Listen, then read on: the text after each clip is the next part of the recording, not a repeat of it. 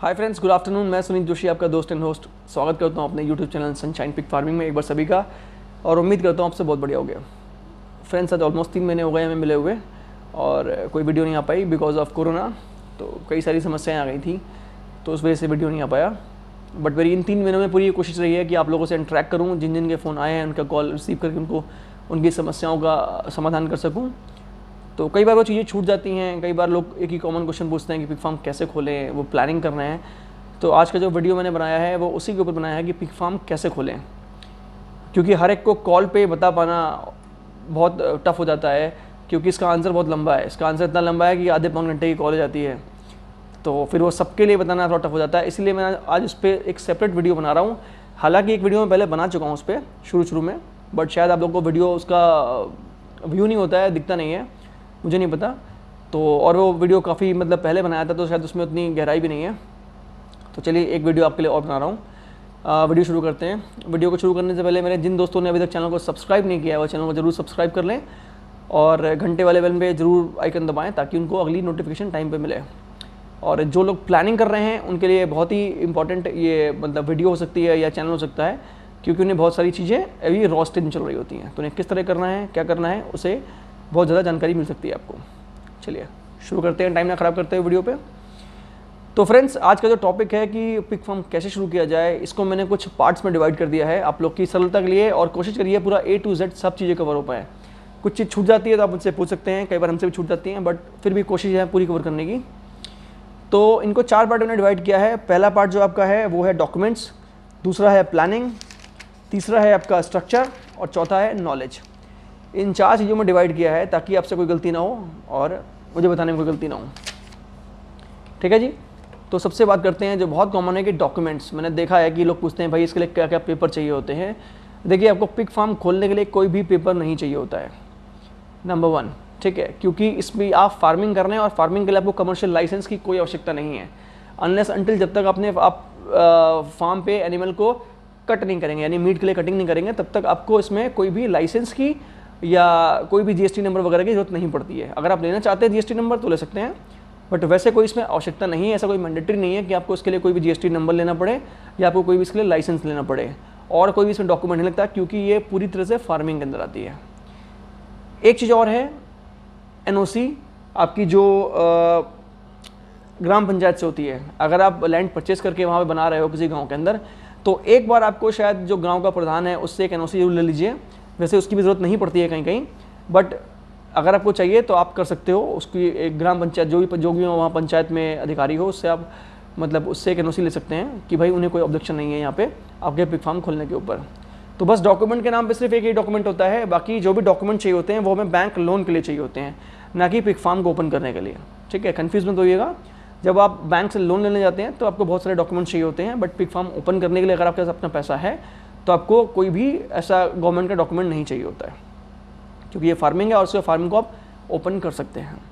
तो पहली कन्फ्यूजन आप लोग की दूर हो गई कि इसमें नो डॉक्यूमेंट्स, कोई भी आपका कमर्शियल डॉक्यूमेंट नहीं लगेगा इसके अंदर। ठीक है, कोई भी आपको कमर्शियल परमिशन नहीं चाहिए गवर्नमेंट से। ठीक है, you are doing a farming. चलिए, दूसरा आता है हमारा प्लानिंग।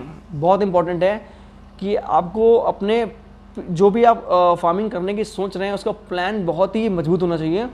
क्यों? क्योंकि अक्सर लोग यही मात खा जाते हैं प्लानिंग करने में, क्योंकि वो हबड़ तबड़ में या जल्दबाजी में अपना पिग फार्म खोल देते हैं, बट वो चीज़ें उस तरह मैनेज नहीं हो पाती हैं, और नतीजा क्या होता है कि वो रिजल्ट नहीं आता है जो आप सोच के पिग फार्म खोलते हैं। तो इसलिए प्लानिंग होना बहुत इंपॉर्टेंट है। कि अब प्लानिंग कैसी होती है? प्लानिंग आपकी ये होनी चाहिए कि आपको 1 महीने में अपने जो भी अपने पिगलेट्स जो तैयार करेंगे, पिगलेट्स या जो भी आप फिनिशर जो अपना माल तैयार करेंगे, उसे आप महीने में सेल करेंगे या 3 महीने में सेल करेंगे या 6 महीने या 7 महीने में सेल करेंगे। आपके पास एक प्रॉपर होना चाहिए कि आपको एक प्रॉपर प्लान होना चाहिए कि आपको इतने महीने में इतने जो आपको नंबर ऑफ पिग्स हैं वो सेल करने हैं। इससे फ़ायदा क्या होता है? इससे फ़ायदा ये होता है कि आपके माइंड में एक बैकअप होता है कि आपको कितनी फीमेलें कब कब डिलीवर करानी है और किस महीने में करानी है। तो ये उस प्लान का B पार्ट बन जाता है कि अगर आपने टारगेट कर रखा है कि आपको जनवरी के महीने में आपको अगर 100 जो आपके फिनिशर बेचने हैं, तो आपकी उसकी प्लानिंग आपकी पहले बन जाती है आपके माइंड के अंदर कि जी ठीक है, अगर जनवरी में मुझे बेचने हैं तो मुझे कहीं जून जुलाई के आसपास उनकी डिलीवरी चाहिए अपने फार्म के अंदर, और वो जनवरी तक 100 किलो के होके मुझे उनको बेचना है।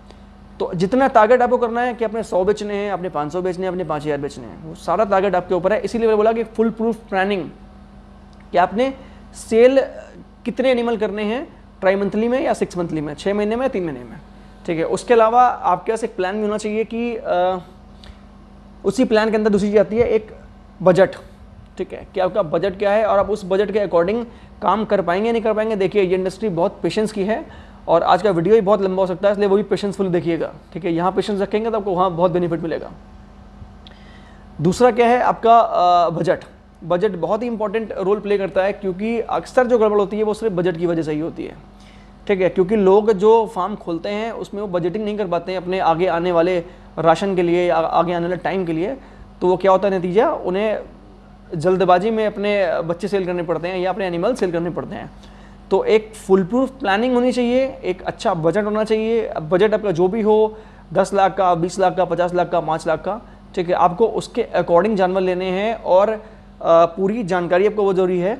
अभी हम उसके बारे में आगे बात करेंगे, क्या जानकारी, कि आप कितने एनिमल से खोल रहे हैं और इनका क्या खर्चा होगा, ठीक है, इनका क्या खर्चा होगा अगले 11 से 12 महीनों में जब तक आप इनको सेल नहीं करते हो, ठीक है। तो आपको इस बात का भली भांति पता होना चाहिए और उसके अकॉर्डिंग आपका बजट होना चाहिए। ऐसा ना हो कि बजट आपका कम हो और प्लानिंग आपकी बहुत लंबी चल रही हो, ठीक है। उससे क्या होगा, आप बीच में फंस जाएंगे और नतीजा आपको वो रिजल्ट नहीं मिलेगा, ठीक है।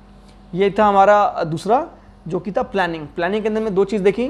पहला अपना सेल टारगेट, कि आपका सेल टारगेट क्या है, आपने कितने एनिमल कितने महीनों में बेचने हैं। उससे क्या होगा, उससे आपको बहुत बेनिफिट होगा, आपको पता रहेगा कि आपने हाँ इतने टाइम में इतने एनिमल बेचे हैं, आपको इतना प्रॉफिट हुआ है, ठीक है। दूसरा आपका जो बजट होना चाहिए वो एकदम बराबर होना चाहिए, ना कम ना ज़्यादा, ज़्यादा हो तो और अच्छा है बट कम नहीं पड़ना चाहिए। इससे क्या होगा कि आप किसी भी परिस्थिति में घबराएंगे नहीं, ठीक है, कि यार मेरे पास पैसा नहीं है खिलाने का, ठीक है, मैं क्या करूँ। आपको इस परिस्थिति में नहीं पहुँचना है, उसके लिए क्या आपका एक बजट होना चाहिए। चलिए ये था नंबर 2। अब बात करते हैं तीसरे नंबर पे। जो तीसरे नंबर का हमारा वो है, वो आती है नॉलेज।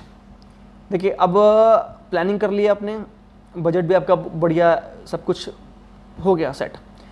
अब आपने जो तीसरा पार्ट है इसका कि नॉलेज, अब वो नॉलेज में क्या क्या चीज़ आपको देखनी है। आपको नॉलेज में पहले देखनी है आपको पिग फार्मिंग कैसे करनी है, ठीक है। कैसे करने का मतलब ये है कि आपको पिग कैसे पालने हैं, कैसे उनको रेस बड़ा करना है, उनको क्या खिलाना है, उनको कैसे क्या क्या उनकी दवाइयाँ होती हैं और इस तरह के जो टॉपिक होते हैं।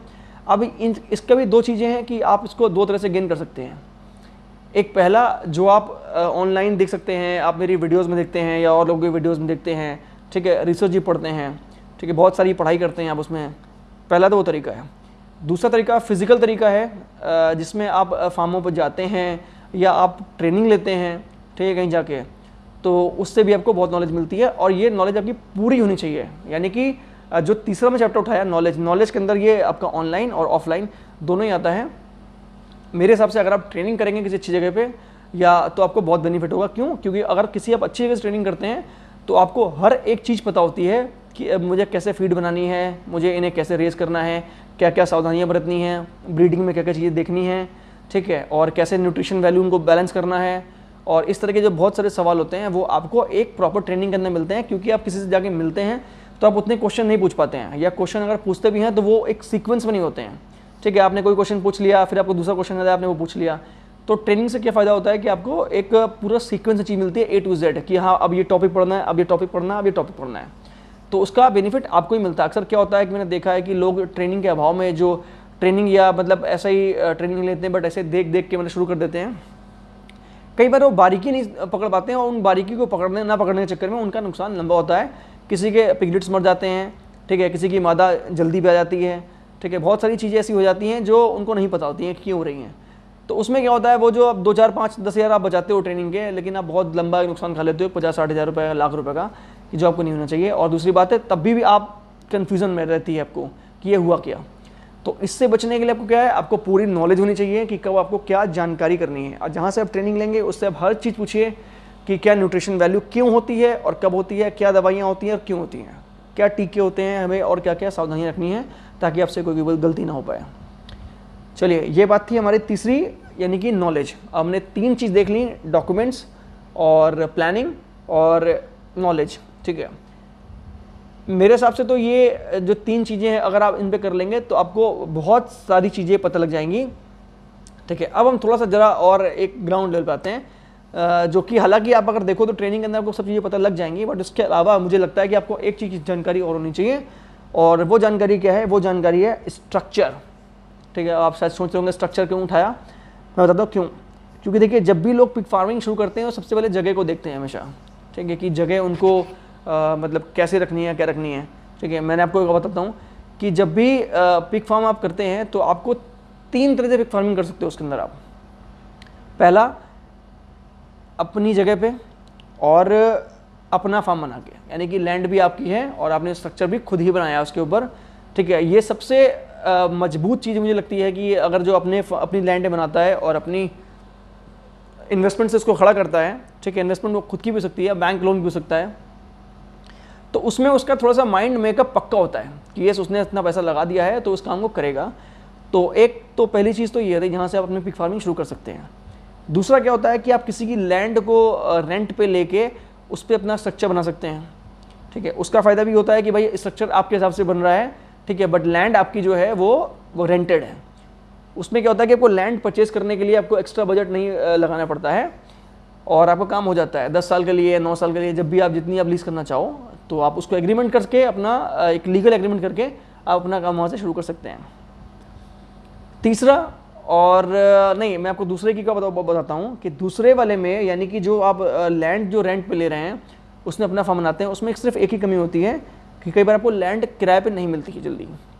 ठीक है, या मिलती भी है तो कोई रिलेशन वाला होता है उससे मिलती है, और लोग ऐसे देना नहीं चाहते हैं पिग फार्मिंग के लिए या किसी भी फार्म के लिए अपनी लैंड को किराए पे लिए। वो लोग खेती के लिए दे देते हैं, क्योंकि खेती के लिए क्या है वो कभी भी उनसे वापस ले सकते हैं, बट पिग फार्म में क्या होता है कि कई बार 9-10 साल की लीज होती है, इसलिए लोग देते नहीं हैं। तो थोड़ा टफ प्रोसीजर है, बट हो सकता है। तीसरा और लास्ट और ईजी, कि आप पूरा फार्म ही रेंट पे ले लें, जो कि थोड़ा सा मुश्किल होता है मिलना, लेकिन कई बार मिल जाता है। उसके भी अपने फ़ायदे और अपने नुकसान हैं। देखिए, फ़ायदा क्या है कि आपकी इन्वेस्टमेंट लो हो गई, आप जो 3-4-5 लाख रुपए अपने हिसाब से लगाना चाहते थे वो आपका एक बार का बच गया। ठीक है, आपकी इतनी मेहनत ही बच गई कि आप उसको उतना पूरा बनाओगे, सब कुछ करोगे। ठीक है, ये आपका प्रॉफिट है, और आप एकदम इमीडिएट काम शुरू कर सकते हो कि जैसे आपको फार्म मिला, आपने तुरंत उसको रेनोवेट करा के आप वहाँ पर थोड़ा अपना पैसा लगा के उसको अपने अकॉर्डिंग बना के आप वहाँ से काम शुरू कर सकते हो। लेकिन अब इसमें जो एक समस्या मैंने फेस करी है, अब मैं आप लोग को जानकारी बता दूं कि मेरा अपना फार्म भी रेंट पे ही है। ठीक है, जो कि मैंने पूरा किराए पे ले रखा है। यस, मेरे पास अपनी ज़मीन है, मैंने ज़मीन परचेज़ करी है, बट ड्यू टू लॉकडाउन और कोरोना की वजह से थोड़ा सा मतलब हम उस चीज़ को मैनेज नहीं कर पाए, और इन फ्यूचर करेंगे, देखते हैं अगले साल तक कि प्लान करेंगे वहाँ फार्म बनाने का अपनी लैंड के ऊपर। तो मेरा भी अभी जो फार्म है वो रेंट के ऊपर ही है, और ये बात मैंने इसीलिए बोली क्योंकि हम अभी इसी टॉपिक के अंदर हैं। तो रेंट पे फार्म खोलने का फ़ायदा क्या होता है कि आपकी एक इन्वेस्टमेंट, जो एक बल्क इन्वेस्टमेंट है, वो नहीं लगती है, और उस इन्वेस्टमेंट को आप एनिमल के अंदर लगा के वहाँ से मुनाफा ले सकते हो। ठीक है, अगर आपके मान लीजिए 5-6 लाख रुपए आपके नहीं खर्च हुए फार्म बनाने में, तो उस 5-6 लाख रुपए से आप आउटपुट ले सकते हो और कुछ प्रॉफिट बना सकते हो। ठीक है जी। तो उसका नुकसान क्या है, आपको नुकसान क्या बताता हूँ कि कई बार क्या होता है कि फार्म का स्ट्रक्चर बहुत पुराना मिलता है आपको। ठीक है, बहुत पुराना होता है और बहुत ओल्ड स्टाइल का होता है, तो वो सूट नहीं करता एनिमल को। जैसे मान लीजिए कई जगह हाइट कम होती है, ठीक है, कई जगह पानी की व्यवस्था ठीक नहीं होती है, और दूसरी बात है कि वहाँ पे इतना इन्वेस्टमेंट करना भी मुनासिब नहीं है, क्योंकि भाई जगह भी किसी और की है, फार्म भी किसी और का है, तो वहाँ पे आप लिमिटेड ही इन्वेस्टमेंट कर सकते हो। ठीक है, थोड़ा बहुत जिसको आप ले आ सको, बाकी कोई परमानेंट स्ट्रक्चर नहीं कर सकते, ना तो आपको वो अलाउ करेगा और ना ही आप करना चाहोगे, अपना पैसा लगाना चाहोगे वहाँ पर। तो उसका एक रेंट वाले फार्म का एक मतलब जो नुकसान है वो यही है कि वहाँ पर आपको मन पसंदीदा अपना मैनेजमेंट नहीं मिल पाता है। ठीक है, बट क्या है कि अगर आपको इनिशियली आपको चेक करना है कि आप एक फार्म चला सकते हो, पिग फार्म चला सकते हो नहीं चला सकते हो, तो वो आप हिट एंड ट्रायल मेथड पे आप उस काम को कर सकते हो। जब आपको लगेगा कि आप अपना पिग फार्म चला सकते हो और आप वहाँ पे प्रॉफिट थोड़ा कम भी निकालते हो ड्यू टू बैड स्ट्रक्चर, तो आपको पता लग जाएगा कि मैं अब जब अपना स्ट्रक्चर बनाऊंगा तो वहाँ कितना प्रॉफिट आपको मिल जाएगा। तो आपके अंदर एक कॉन्फिडेंस बिल्ट होगा और आप अपना स्ट्रक्चर बना लोगे। ऐसा मैंने कई बार देखा है, लोगों ने रेंट पे फार्म लेके अपनी बाद में ज़मीन के ऊपर फार्म को बना लिया है। तो वो लोग क्या, उनको पता लग गया कि भाई इसमें इतना प्रॉफिट है, तो उस प्रॉफिट के मुताबिक उन्होंने अपने आप को प्रिपेयर कर लिया और इस काम को परमानेंट काम कर लिया। ठीक है, बट ये है कि अगर आपको रेंट के फार्म में एक चीज़ होती है कि इन केस मान लो आपको कि कोई ऐसी विडम्बना आ गई कि आपको कहीं बाहर जाना है या मतलब इस बिजनेस से बाहर निकलना है, तो आप उसको आराम से छोड़ सकते हो। बस ये फ़ायदा है। चलिए, आई होप कि आप लोग समझ गए होंगे। ये 4 चीज़ें थी मैंने आपको बताई कि पहला जो था वो आपका एक तो प्लानिंग था, सबसे पहला डॉक्यूमेंट था, दूसरा प्लानिंग था, तीसरा आपका नॉलेज थी, चौथा स्ट्रक्चर था।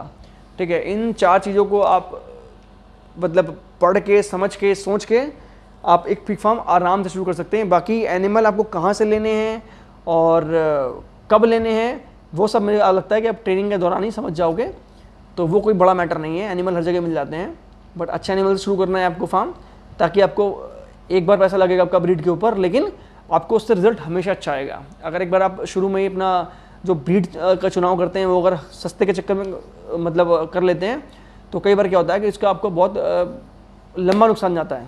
ठीक है, तो मेक श्योर आप जहाँ से ट्रेनिंग लेंगे, जहाँ से आप सीखेंगे, आप उनसे हर चीज़ पूछिए कि भैया मुझे ये जानना है। आप कोई भी चीज़ में छोड़िए, कोई भी न्यूट्रिशन वैल्यू आपको नहीं बताता, आप उससे पूछिए कि आप क्यों नहीं बता रहे हो, आप बताइए मुझे। कई बार मैंने देखा है कि लोग ट्रेनिंग में कुछ चीज़ें नहीं बताते हैं, वो अपने पास रखते हैं। जैसे कि मैंने अक्सर न्यूट्रिशन देखा है, वो एक सिंपली 2 फार्मूला लिख के दे देते हैं कि इसी फार्मूले को अपनाओ, लेकिन आपको ये पूछना है कि ये फार्मूला कैसे बना और ये इसमें ये चीज़ ही क्यों पड़ी है। ठीक है, तो उस तरह की कुछ बातें हैं। अपने सवाल आप मुझसे मेरे भी कमेंट बॉक्स में पूछ सकते हैं, मेरा भी मतलब मैं आपको जवाब दूंगा। और आई होप कि आपको चीज़ें सारी समझ में आ गई होंगी। फ्रेंड्स, आज की वीडियो में इतना ही, और आई होप कि अब आप लोग मुझसे ये नहीं पूछोगे कि पिग फार्म कैसे ओपन करें, और अगर पूछोगे भी तो इस वीडियो को देखने के बाद पूछोगे। इस वीडियो को देखने के बाद पूछोगे तो मुझे भी अच्छा लगेगा कि आपने वीडियो देख के फ़ोन किया है, और चीज़ें कोई आसान हो जाएंगी मेरे लिए आपको बताना। तो फ्रेंड्स, आज के लिए इतना ही, और मुझे लगता है कि मैं कुछ भूला नहीं। और बाकी आप लोग अपना थोड़ा ध्यान रखिए, कोरोना चल रहा है, वैक्सीन कराइए टाइम पे, और वीडियो पसंद आए तो वीडियो को लाइक कीजिए, चैनल को सब्सक्राइब कीजिए, और घंटे वाले आइकन पे ज़रूर क्लिक कीजिए, ताकि अगली वीडियो का नोटिफिकेशन आपको एकदम टाइम पे मिले। और बहुत जल्दी मिलेंगे। अगली कोशिश मेरी ये रहेगी आप लोग को मैं न्यूट्रिशन वैल्यू के ऊपर और थोड़ा बताऊँ, और उसके फ़ायदे बताऊँ कि उसके फ़ायदे क्या होते हैं। ठीक है, तो वो अगले वीडियो में बताऊँगा, और कोशिश करूँगा कि अगली वीडियो आपको 1 हफ्ते के अंदर आपको 1 से 2 वीडियो ज़रूर प्रोवाइड कराऊँ। चलिए, और तब तक के लिए मिलते हैं। जय हिंद।